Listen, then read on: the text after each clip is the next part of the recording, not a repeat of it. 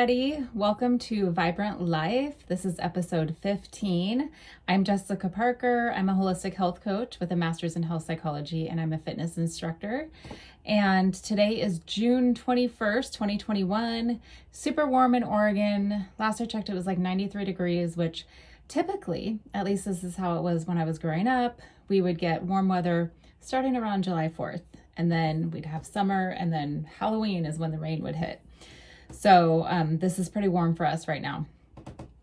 But that actually is part of what I want to talk about today, because we're going to talk about electrolytes and why I really feel like people do not pay enough attention to electrolytes. So first of all, what are electrolytes? So there are many different kinds of electrolytes, but the typical ones that we really talk about are magnesium, potassium, and sodium. But calcium, phosphorus, chloride, bicarbonate are some others. But what they do is they all play an essential role in things like fluid balance, muscle function, heart health, and bone strength. And so you guys, I can't emphasize enough how important this is. I really can't. I myself have really learned over the past 3 years, really, just how important they are. You know, like it kind of used to be just like, oh yeah, kids, sports, electrolytes, Gatorade. You know, if anybody's sick, then make sure they're getting their electrolytes. But I have come to find out how important they are on a daily basis, and how often things are going on in your body and you're not relating it to electrolytes, and that could absolutely be what it is. In fact, I have read before that low potassium is one big reason that people go into the hospital, oftentimes thinking they're having some kind of a heart thing going on, and they're just low potassium. So I will say also that like there's a strong relationship with each of them. So for example, you need enough magnesium in order to be absorbing your potassium, things like that. And so it all just kind of, you know, that's how our body works. Everything's interconnected.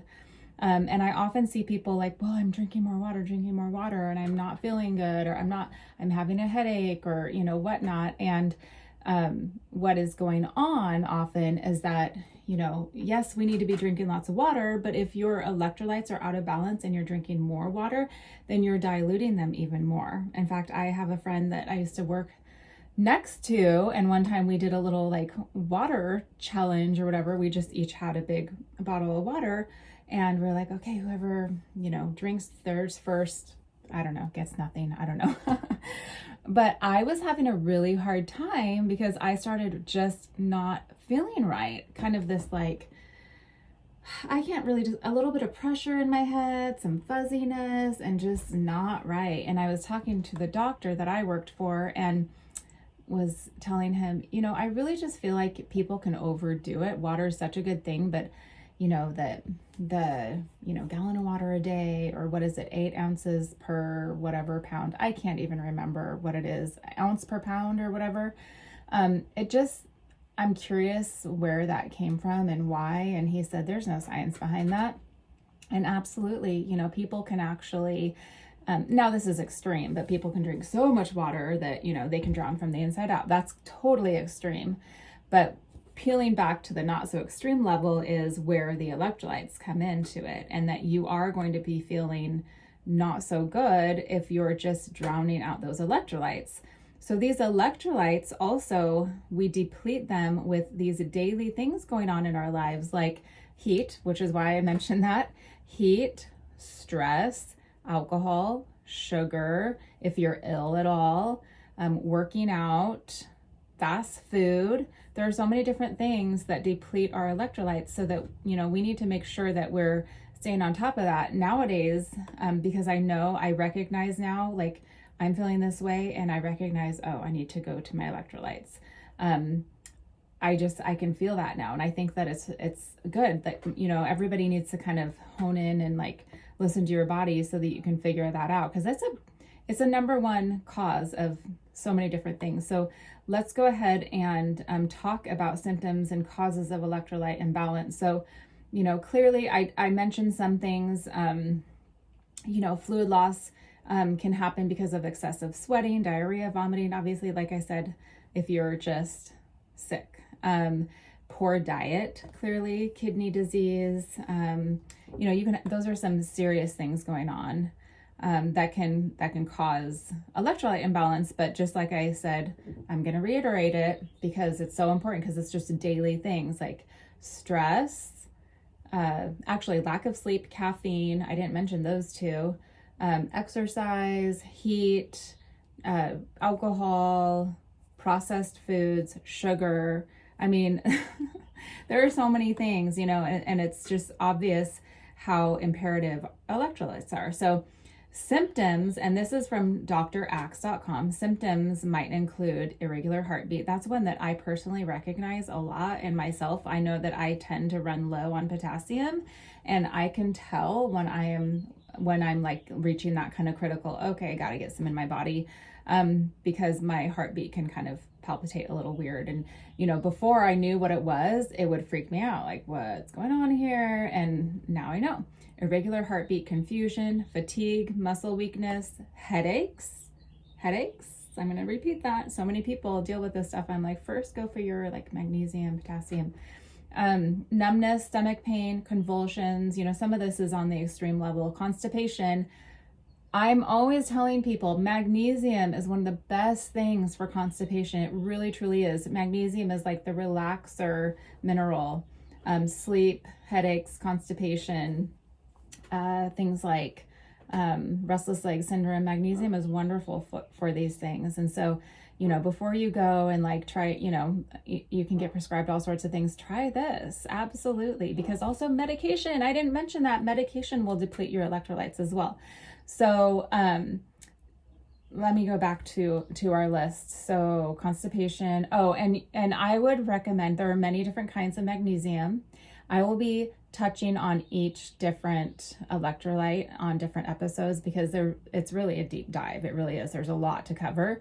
But there are different kinds of magnesium, and I would recommend citrate, because you're still going to absorb magnesium to the point where you're going to have benefits, but it will also help with constipation. So if you're new to magnesium and you try citrate, start slow, because you might be like, well, I've kind of been on the toilet a lot, so just start slow. But if you have constipation issues, then that's something I would highly recommend, and then maybe don't start slow. So I think, like Natural Calm is a brand that I really like, and a lot of clients and friends use that brand also. And I believe it's 2 teaspoons for a serving. So if you're new to it, start with 1 or even half a teaspoon, and maybe do half a teaspoon in the morning and half later in the day or in the evening, and just see how your body reacts. But if you're somebody who doesn't need any help in the constipation department, I wouldn't just go with 2 teaspoons to begin with. So again, we'll dive in deeper to each one of these electrolytes later, but I just do have to put that little side note out there. Constipation, magnesium for sure. In fact, my husband just had kind of this freak accident at our business, and thankfully, I say this might sound weird, but he broke his arm like clean through, and I'm thankful, because that's all. Like, really, there were some minor things other than that, but I mean, we can deal with a broken arm. He had 1,800 pounds of equipment fall on him and pin him, and anyway, needless to say, along with that comes a lot of medication, a lot of pain medication from the hospital, and constipation occurs because of all that pain medication. And so they did send him home with a stool softener, and he didn't even need to use it, because we do magnesium at our house, and so it was fine. And those stool softeners and things can often have side effects of their own. So, and like things like Miralax and things like, definitely look it up, because the side effects, I think oftentimes people hear side effects and they're like, oh yeah, that's super rare, but it might actually not be. So, and there are other options that can absolutely help you more, and in a lot of different ways, not just, that. Maybe you're having trouble sleeping. Magnesium is great for sleep, for example. And it can also help you retain that water, because dehydration is something that you might experience if you're low on electrolytes, because your body is not utilizing that water the way it needs to. So frequent urination is one. Another symptom, I'm going back to the symptoms: dry mouth, mood changes, increased thirst, vomiting, loss of appetite. I mean, it can really make you feel like, when I've felt low potassium, it can make you feel like you're having a panic attack, which I've never had a panic attack, but I have felt like, oh, where's this anxiety coming from? And again, back to like, I've done enough research and like using different supplements to recognize now in myself, and also knowing I'm extra stressed out, or I've had a lot of caffeine, or not a lot of sleep, or whatever, to recognize my body is probably low in this. Plus, I've seen my labs, which is important. So lots of different things to look for. You can have like potassium in particular is really important in terms of your blood pressure. So I've seen people have high blood pressure where the potassium level is a little low, and that relationship is very important, and so they could just take potassium and change that up. I'm not saying that that is always the route, but I would say that that's the first thing I would recognize or recommend to look into, instead of just here, take a pill. And you guys, I am not against medication, so please do not put me in that, label me. I am not, absolutely not. I am just not about medication first. I am about like, why is your body doing this, and how can we help it so that, you just, it's like a car. What is it missing? What's going on here? Is your oil low? Like, does it have the wrong kind of gas? Like, is something loose in there? Instead of just, medicating, and then, medication does come with side effects. It just does. And then you're also not fixing the actual problem. Usually you're just like making the symptoms go away. So basically I see medication sometimes like turning the check engine light off. Like, you still have it going on, or maybe patching your tire when it just needs to be replaced, things like that. So I am like, functional is about both, and like having that balance, between mainstream medicine and a more holistic approach. So I always go diet, lifestyle, exercise, stress management, all of those things first. And then what? And then what do you need, right? So like, I will always say, I went in to have my son in the hospital thinking, I'm going to do this. Like, I want to just have him naturally. And I am so thankful. I am so thankful for the anesthesia. I can't say that word appropriately, apparently. So thankful for that. I'm so thankful later on I had mastitis. I'm so thankful for the antibiotics that like kicked that butt, because it was horrible. So I am absolutely not saying that I'm against medication. It's just about having that balance and not just medication first. I can't say that enough or strongly enough. So there are, foods you can eat in order to like help boost these electrolytes, but I will say, you guys, that our soils are more depleted. Like, basically you can have like a cup of broccoli now versus like your grandparents and having a cup of broccoli from the farm, and it's not going to carry as many vitamins and nutrients as it did back then. Like, my cup of broccoli is not going to carry the same vitamins and nutrients as my grandparents. A lot of that soil is depleted. And then it also depends on where you're getting it. So if I'm getting something from the store that has been like, harvested from some other state and then been on trucks and things for days, and basically like every day after it's been harvested, it's losing vitamins and nutrients. So I will say, this is one reason, like, I am a fan of frozen, because they flash freeze it right after they harvest it. So basically you're retaining those nutrients much better than if it's like you harvest it and it's just like, traveling to the store and then sitting in the store for days. Not a fan of canned, but definitely frozen. And then as much as you can, as often as you can, organic, organic, and making sure that, it doesn't have, your veggies and fruits don't have all the pesticides and things like that. Those are toxins, and your body is going to then have to fight those. And toxins, guess what? They deplete your electrolytes. So once again, I will be sharing more about these individual electrolytes as we go on, as we move forward. But I personally mentioned that I run low. I tend to run low, and I know now like what my symptoms are like. And so I'll go for a certain electrolyte. I take them every day because I just know my body, and I'm a fitness instructor. I tend to have some stress in my life. I like coffee. I like my wine. Sleep is not something, anyway, I've shared before that I have symptoms of multiple sclerosis, and so a lot of those things like sleep issues and things go along with it. And so I do what I can to help support my body, and it really, really, really helps me. So I personally, and I am not affiliated with this company whatsoever, but I use Ultima. I've heard people, I'm taking Gatorade or Powerade or, whatever. And the reason I don't like those things is because of all the artificial junk in them. And then oftentimes people are either using the stuff just with the full sugar, which sugar depletes electrolytes. So hello. Plus then some people will I'm using like Powerade Zero or whatever. I am not a fan of the sweeteners in those because those are, like sucralose and things like that tend to be neurotoxins. So over the long haul, if you're not wanting things like Alzheimer's, I would recommend staying away from those sweeteners. And Ultima is actually sweetened with stevia. I feel like I need some reading glasses because I can't see very well. But I also like this is magnesium citrate in Ultima. It has a good blend of electrolytes. So it has magnesium, potassium, it has phosphate, it has calcium citrate, it has several different things in here. So you're getting a good blend, but it's not full with all the junk.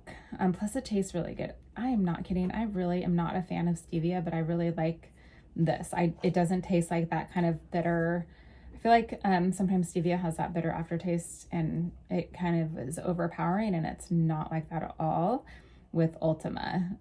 They use spirulina extract for the color. Anyway, so this is my favorite go-to, and I put it in my water bottle.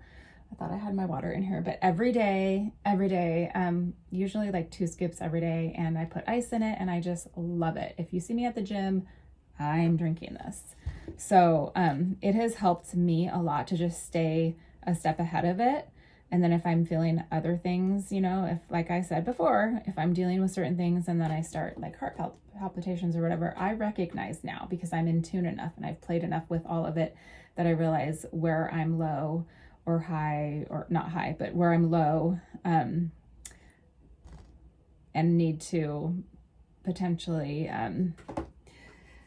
supplement. So I was starting to think something in my mind, so I'm going to tell you. So potassium, every electrolyte is a little different, just like vitamins. There are certain ones that, they're not going to be toxic if you go over, and there are others that will. So potassium is one that you don't want to be under or over in. And I was just speaking with a friend the other day who is having heart issues. And I said, well, where's your potassium at? And he said, well, they said that everything looks fine. And I said, okay, well, but where is it at? Because that's often what happens. And I'm not going to, share my opinion or whatever, but where you go in and you have labs done for whatever reason, and they don't actually tell you, and they'll say you're fine. And I said, well, for one, there's a difference between like normal and average versus optimal. And so you can go in and your lab numbers look, quote, normal, but they're not optimal. Therefore, they're normal according to all the other people who don't feel good who are walking around. And I'm sorry, it's funny, but not funny. And that's not what you want. I want my labs to look like a woman who's 44 who feels freaking amazing. That's what I want my labs to look like, not a woman who's 44 who's feeling like poop. I was going to say the other word, but you know what I mean.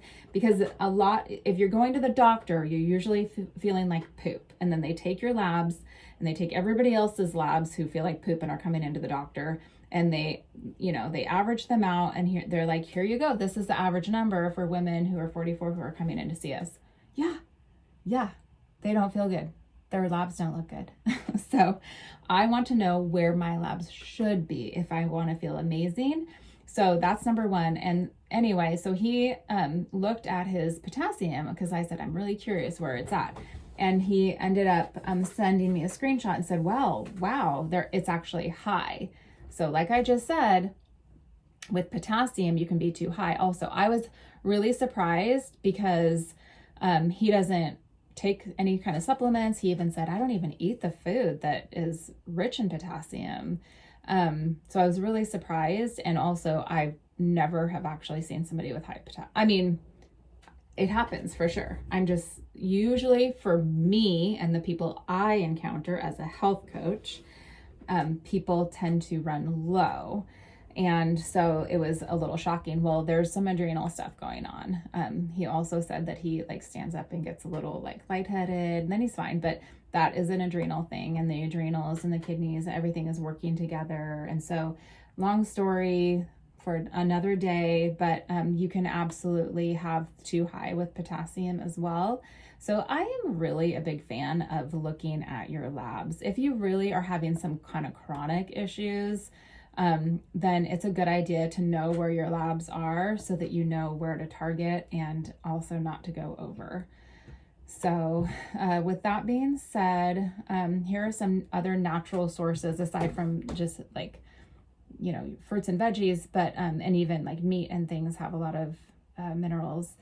But coconut water is a good one, and it actually contains calcium, magnesium, phosphorus, potassium, and sodium.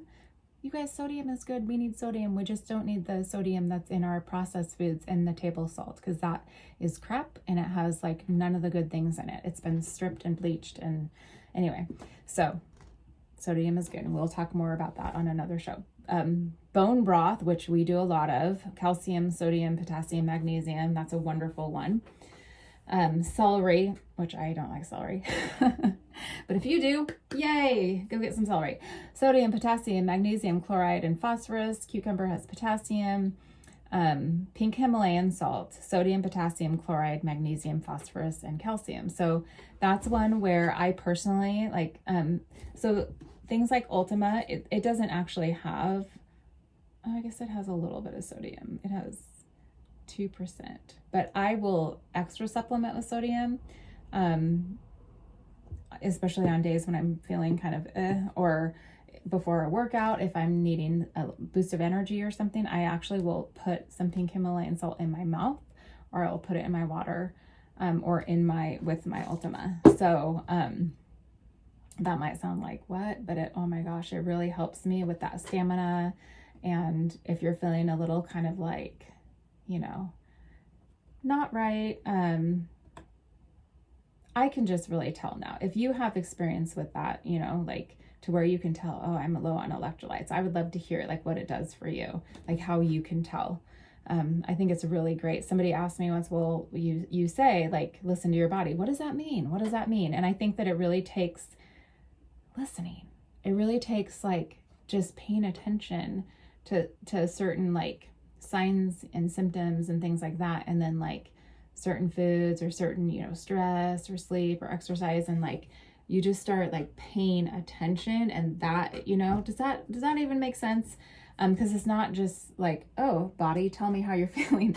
It's about paying attention over, you know, the long term and looking at patterns and looking at how your body responds. That's what it means. So anyway, so electrolytes, and you know, on a day when it's 93 degrees and I'm actually in my office sweating because I had to turn my little swamp cooler guy off, it's even more important. So I've had people where, you know, they've gone in like, my heart's doing something weird, you know, and it's low potassium. That's very, very common. If you ever are feeling like, no, I need to go to the doctor, then go to the doctor. I'm not ever saying just try to like self-diagnose. I am not saying that. But if any of these things are really lining up for you, you're like, yeah, I should probably try that. Then do it. Then do it for sure. Yeah. And then I will say one last thing is that I did look at a client.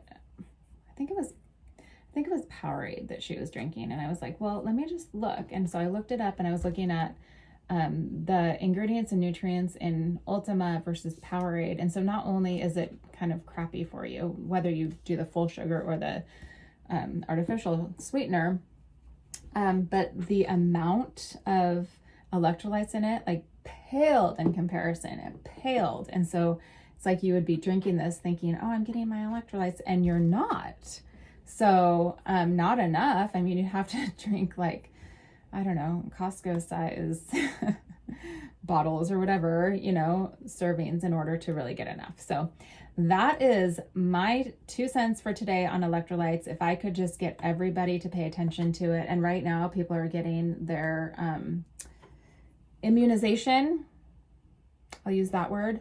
And that is another thing that will deplete your electrolytes. So if you get that and you're feeling crappy, please, please, please go get your electrolytes.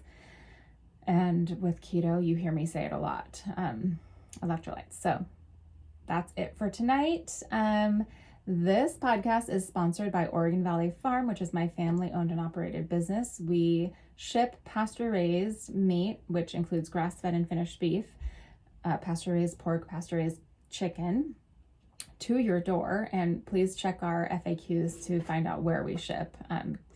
So for sure if we ship to your state, but we do ship to the Pacific Northwest, and all of our meat comes from Pacific Northwest farms that follow our standards in terms of no antibiotics, no added hormones. Our pork and chicken is fed with non-GMO, no soy, no corn.